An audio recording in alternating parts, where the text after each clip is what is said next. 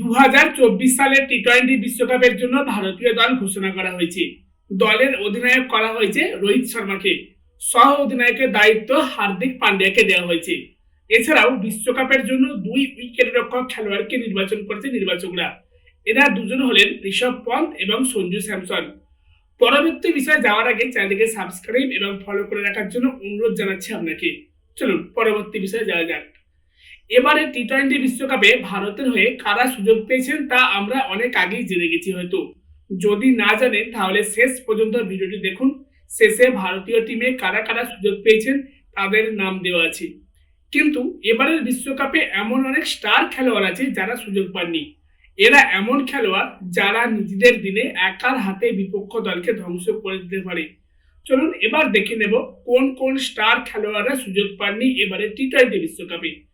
2024 সালের টি-20 বিশ্বকাপের স্কোয়াডে কেএল রাহুল এবং ঈশান কিষান দুজনেই সুযোগ পাননি। বিশেষ করে কেএল রাহুলের সুযোগ না পাওয়া বেশ অবাক করেছে ভারতীয় সমর্থকদেরকে। সাম্প্রতিক সময়ে আইপিএল এ 2 তারকা খেলোয়াড়ের পারফরম্যান্সই প্রশংসনীয়, তা সত্ত্বেও নির্বাচকরা তাদের নাম বিবেচনা করেনি। 2024-এর আইপিএল এ রাহুল এখন পর্যন্ত তার দলের হয়ে মোট 9টি ম্যাচ খেলেছেন।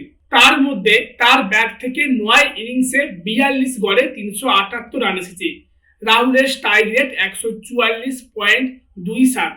2024 আইপিএল টুর্নামেন্টে সবচেয়ে বেশি রান করার নিরিখে 7ম স্থানে রয়েছে তিনি।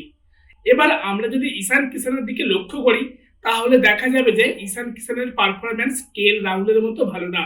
এখন পর্যন্ত আইপিএল 2024-এ মোট 9টি ম্যাচ খেলেছেন ঈশান। 9 ইনিংসে 23 গড়ে তার ব্যাট থেকে এসেছে 212 রান।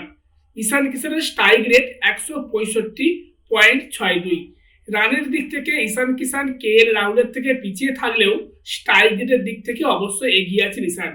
তবে এটা ঠিক যে ঈশান এমন একজন খেলোয়াড় যিনি দ্রুত রান করতে সক্ষম।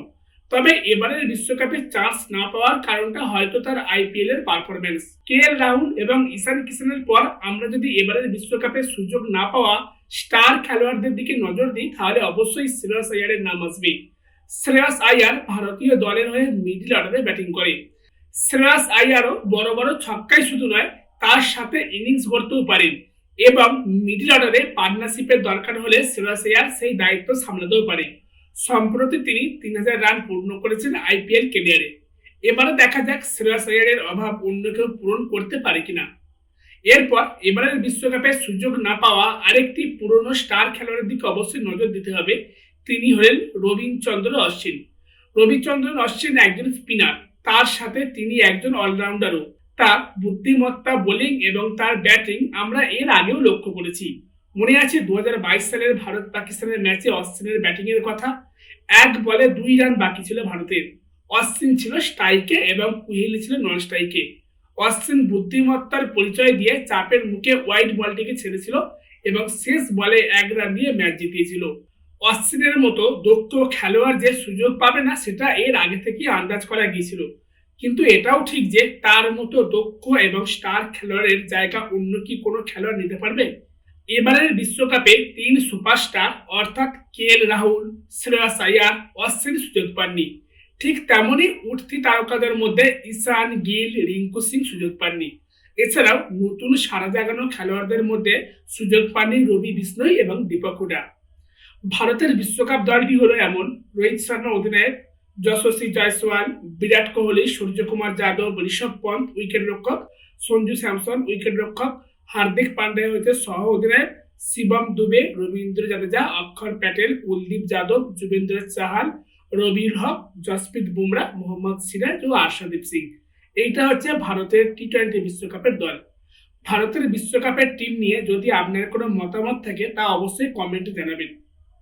যাই হোক, আপনি যদি ক্রিকেট সম্বন্ধে বিভিন্ন খবর এবং তথ্য পেতে চান তাহলে অবশ্যই চ্যানেলটিকে সাবস্ক্রাইব এবং ফলো করে রাখুন।